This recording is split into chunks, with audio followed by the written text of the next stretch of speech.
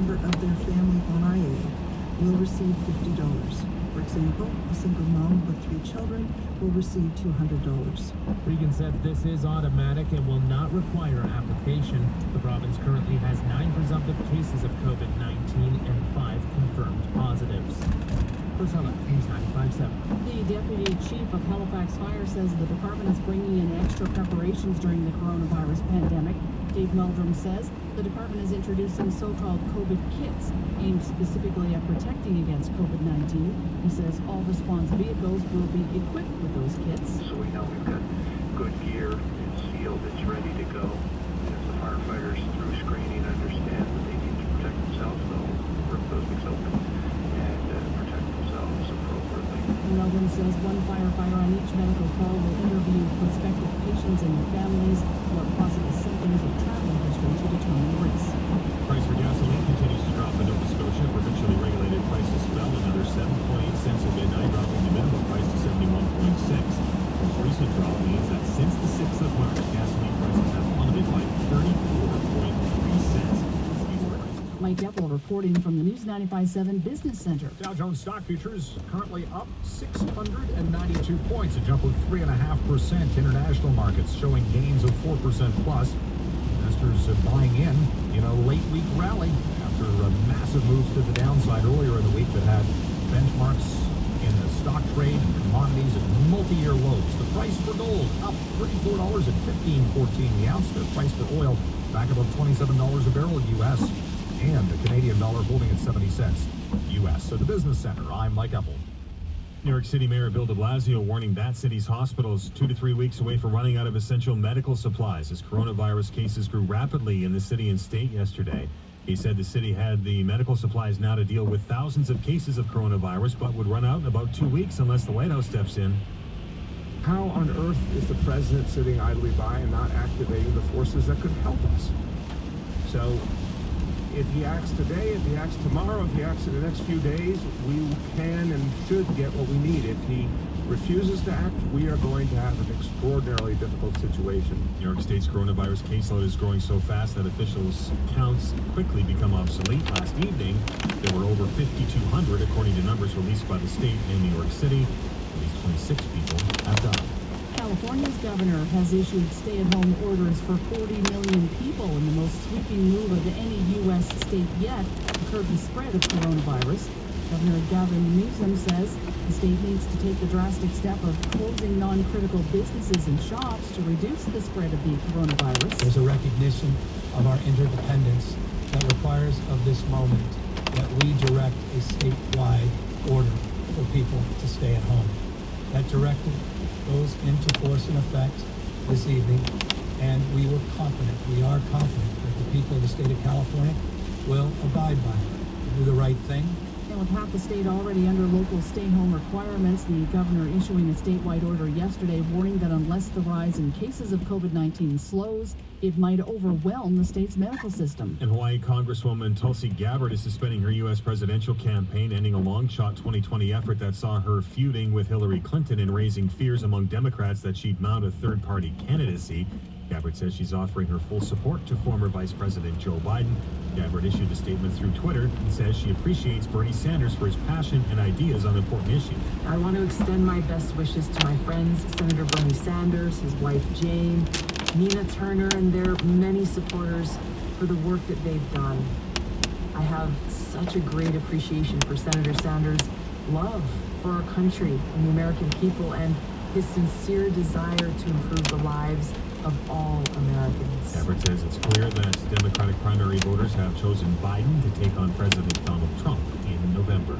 Coming up in 60 seconds, traffic and weather together on the ones, and grocery stores making some changes in light of the COVID-19 pandemic. Sobeys and Superstore both bringing in extra cleaning measures and reducing hours. News 95.7 time, 8:50. We've got the HRM covered. For everything that matters to you, tune in to News 95.7 and click on halifaxtoday.ca. The first few years of your child's life are the most important for their development. Trained early childhood educators set the foundation for lifelong learning. Give your child a strong start in an early learning program that will have a lasting impact. To learn more, visit novascotia.ca/early years.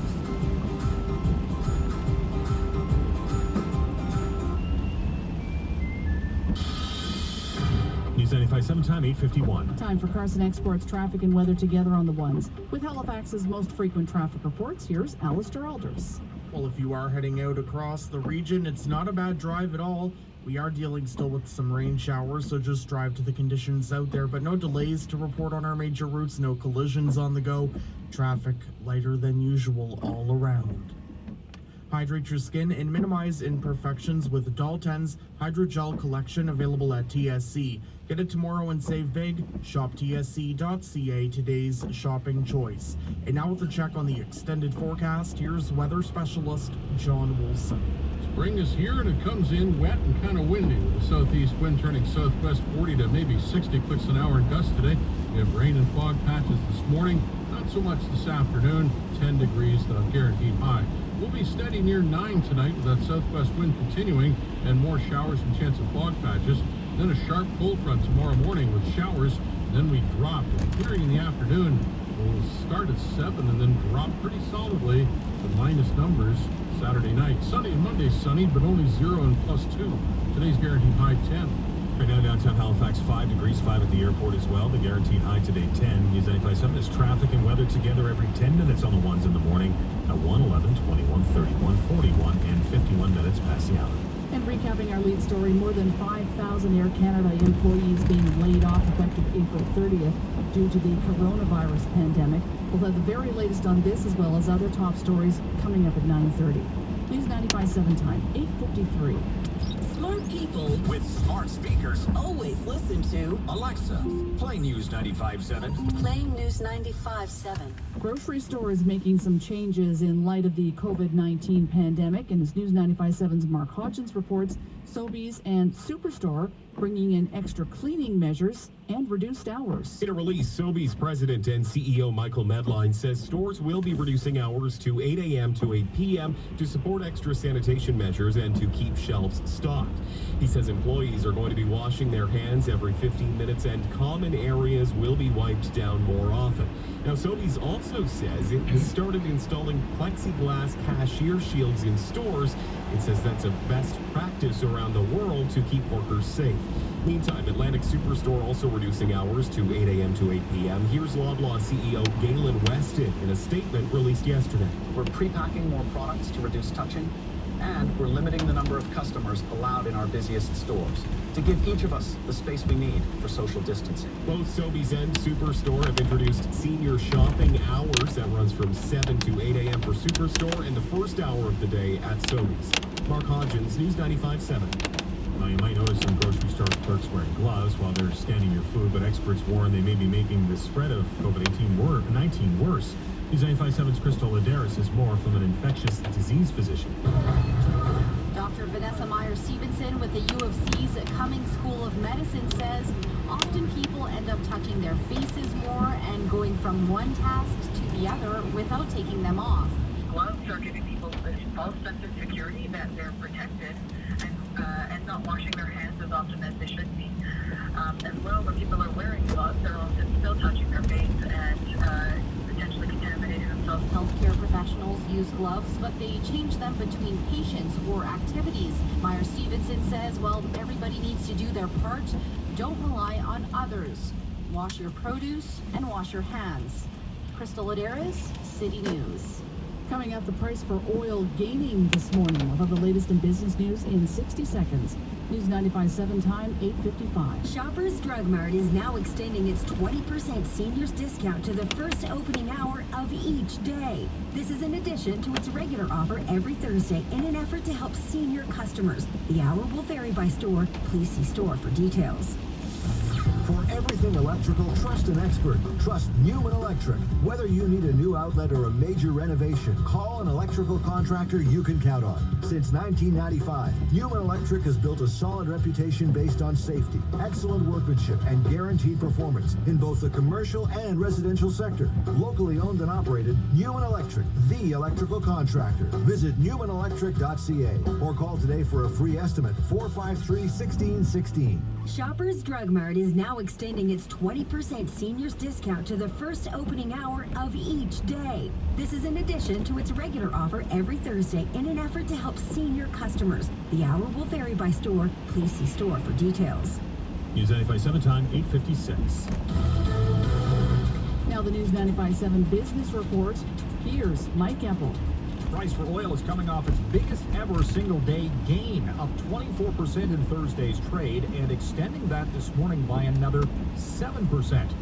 On speculation that the Trump administration is looking to get in between this price war between Saudi Arabia and Russia. Well, a Texas regulator is proposing that his state could coordinate output cuts with the feuding producers.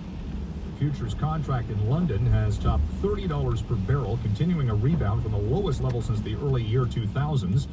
The Trump administration looking to push Saudi Arabia and Russia to back down on this idea of increasing production early next month. Price war that coincided with slumping global demand related to the spread of COVID-19. The price for oil right now up $1.95 at $27.17. And the Canadian crude index is coming off just a massive rally on Thursday, up 54%. The TSX was fueled by the energy market rebound, gaining 449 points. Thursday will open this morning at 12,170 after a gain of 3.8%. Markets overseas and the Wall Street outlook looks pretty good right now. Details from Bloomberg. Stop. Taking the brunt of your frustration and unwanted negative opinions and comments about what is happening. Why not just say thank you? Be courteous and polite. Do something. Say something to lighten the mood. And most of all, follow the precautions we can all be following. Retail workers and rights are people with families too. Well written. Yeah. By the way, we have now 14 cases here in this province. Presumptive cases and confirmed cases were total up at 14. And the Nova Scotia Health Authority is asking or saying that there's a potential risk of public exposure to the coronavirus at 2 Halifax locations last week, and actually between Thursday and Saturday last week. People who visited the Halifax Grammar School gym and the gym at St. Mary's, the Hamburg Athletic Center gym at St. Mary's University. This is for the high school basketball championship. May have been exposed to COVID-19 and are being advised to monitor their health for COVID-19 symptoms. So FYI in that regard. They say the risk is, it's a low-risk exposure, but some who might have been in either gym for the basketball championships could show COVID-19 symptoms. So just FYI for you here this morning. Nova Scotia Liquor Corporation, by the way, now backtracking. It will accept cash. I had a couple of people email me yesterday say, hey, what gives? NSLC not accepting cash anymore, just debit or credit cards. And what happened to legal tender our money? Well, NSLC is, again, had a change of heart and now still accepting cash at their outlets. And Blair Beede, our resident historian who joins us every Monday with the Halifax History Moment, sent me an email here to say that a friend of his in Belgium says that every night at 8 o'clock, the people of Belgium go out and applaud healthcare workers and the volunteers. Might be something interesting to meanwhile to consider doing. I know that there's a movement in cities across North America now for people to put their Christmas lights back on and turn them on at night, just as a sign of, we have hope that we will overcome this pandemic, that life as we knew it will come back to normal again. We all hope anyway. 9:18 is the time right now. So Facebook has apparently blocked HRM Councillor David Hensman, but not for something that he said or something outrageous, it seems. The councillor says he's been blocked because he's been posting too many community pages.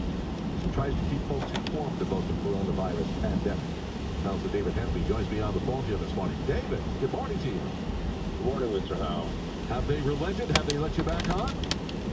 Well, hours ago I got a message on my Facebook saying that my post is not to be viewed, and I was going, well, let me go check this out. And I still blocked on a few sites, but I was able to post on a couple others. So I don't know if it's trickled down through, but some sites I can post to, some sites I can't post to. So. But what's the reason? I mean, too many community pages. Well, what do they mean by that, or what do you mean by that? Well, I have 75 communities in my district. I go from North Press to Morristown all the way to Beacon on the whole Eastern Shore. And a lot of local communities have a local Facebook page to keep their residents informed of local events and activities. and I've been posting general community information and the municipal information on their website. Well, with this coronavirus stuff and everything going on, I want to post as many as I could, and after I hit about 60, I think it is, sites, I got blocked. They were calling it spam because it was the same message repetitively repeated on the pages, so they thought it was just a spam thing. So I appealed that decision, and they got back to me with a couple questions, and I answered the questions. They still didn't like the verdict, and today they came back and they said my post was to be viewed, but could not be viewed. But I checked and said, well, I still can't post on a lot of the pages. So I find it frustrating, but what has happened though is some of the community pages out there reached out to me and said, well, if we make you an administrator on our page, they can't block you.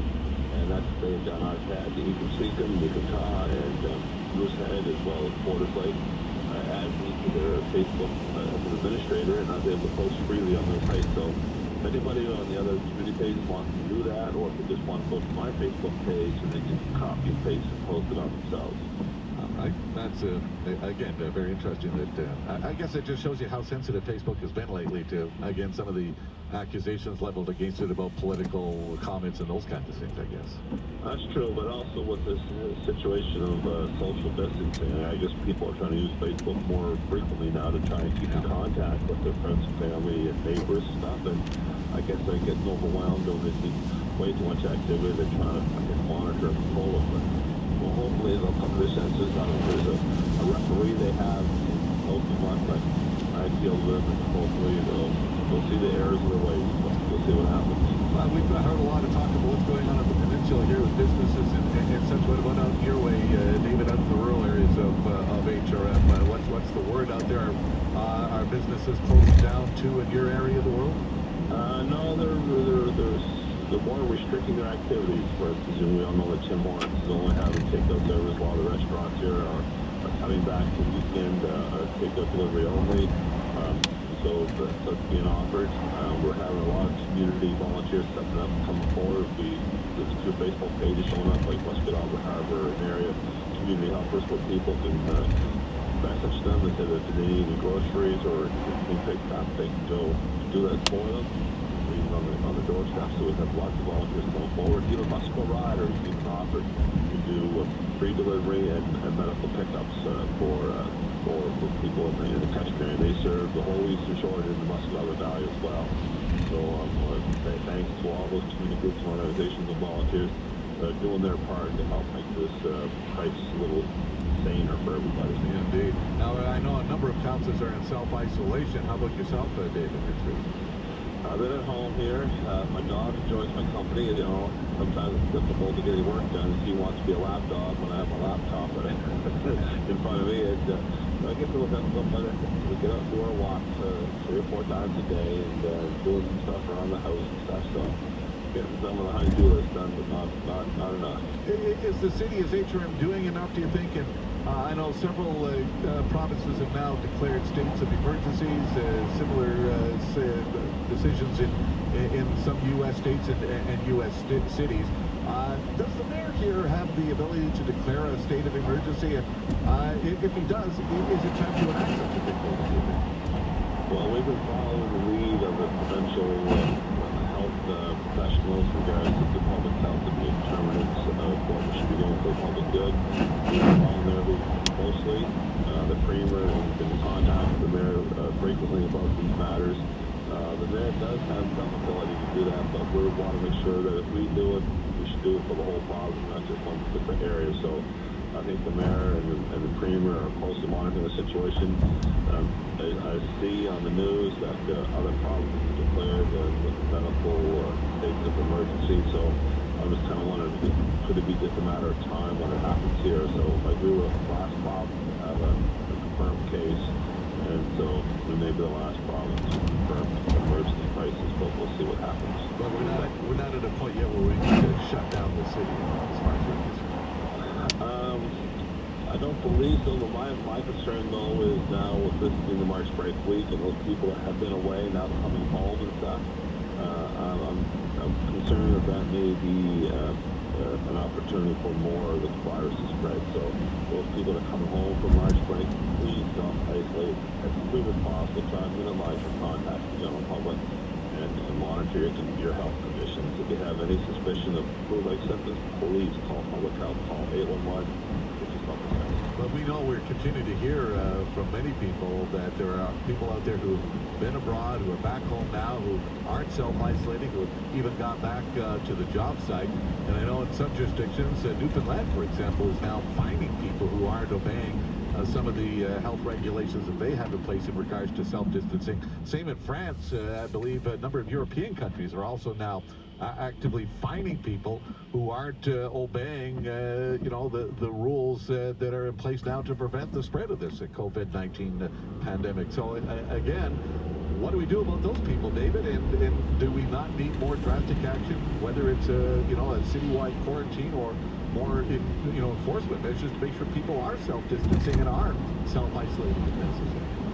Well, like I said earlier, I think the Premier and the Mayor will be speaking about those type of drastic actions. Do we start finding people? We just put a simple curfew out there. A lot of the streets, only the essential workers got to go back and forth to work, and our emergency service don't have access to the streets at a certain time of day.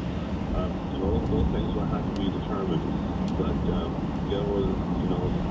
we are in a democratic state. We try to have the right of free will, but the free will also should not go against the public good in regards to the public health. So those who are out there doing that kind of activity that is just being selfish, they need to be perhaps talked to somehow in regards to lighten up or smarten up and do the responsible thing and self-isolate and practice safe social distancing.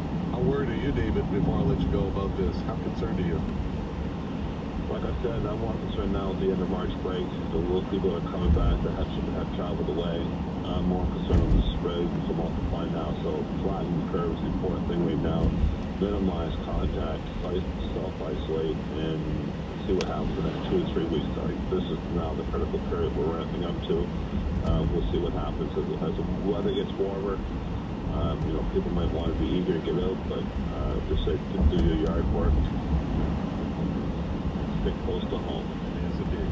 Thank you, Councillor Hensby. Much appreciated. Have a great weekend, David. And you be safe yourself, sir. We shall do our best. Thanks very much. All right, bye-bye. Councillor David Hensby with us here on Friday morning. 9:28 is the time right now. We're going to break here in a moment for a news update. After the news, we'll have a conversation with Halifax MP Andy Fillmore. The Trudeau government has brought in a number of measures to help deal with workers affected by the COVID-19 outbreak. We'll hear more about those and how you go about applying for some of this. The border is also being shut down tonight. There are a number of Canadians who are still abroad. How does that impact them trying to get home? Get the answers from Andy Fillmore coming up. We'll also talk in the next half hour with Stacey Rutherham. Stacey is with the group Nova Scotia Parents for Public Education. They applauded when the McNeil government announced a 2-week extension to March break. This group applauded that decision, but now there's talk, in fact, there's been decisions made in the States to close schools down for the rest of the year. A couple of Toronto experts say that closing the schools for just a couple of weeks will really do not much in controlling or limiting the spread of the COVID-19 virus. They're suggesting that perhaps the whole school year and perhaps even into next school year might be impacted by this. We'll hear more from Stacey Rutherham coming up in the next half hour. Right now, though, we're going to take that quick break. The news update is next, and we'll be back right after the news. You're listening to The Rick House Show, where Halifax comes to talk. News 95.7. Rick will be back in a moment. Do you ever wonder if your money's coming or going? I think we all do from time to time. It's why, when you're a member of East Coast Credit Union, you can take advantage of a complimentary review of your investments with our financial planners. They will help you better understand where you are financially and how to get where you want to be. It's peace of mind and just one of the many benefits of being a member. Hi, I'm Ken Shea, President and CEO of East Coast Credit Union, where you can enjoy a refreshingly honest way to bank. Find your location at eastcoastcu.ca. This is the new Ram 1500. And this is the Ram 1500 Classic. Think that sounds good? This will sound even better. For the first time ever, get 20% off MSRP on the new Ram 1500 for up to $17,150 in total discounts, and 25% off MSRP on the Ram 1500 Classic for up to $17,400 in total discounts. Only during month of Ram. See your Ram dealer for details. On March 29th, the Today Showstopper at TSC will be the 10.2-inch Apple iPad with a bundle of extras, including a stylus pen, Bluetooth headphones, and 3 years tech support. Powerful, slim, and light, its advanced connectivity makes it easy to use from anywhere. And its large, vivid display makes it a joy for everyone, including first-timer toddlers and seniors. Watch for it on March 29th when it's the Today Showstopper. Shop tsc.ca, today's shopping choice. Do you ever wonder if your money's coming or going? I think we all do from time to time.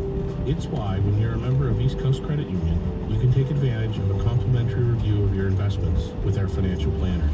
They will help you better understand where you are financially and how to get where you want to be. It's peace of mind and just one of the many benefits of being a member. Hi, I'm Ken Shea, President and CEO of East Coast Credit Union, where you can enjoy a refreshingly honest way to bank. Find your location at eastcoastcu.ca.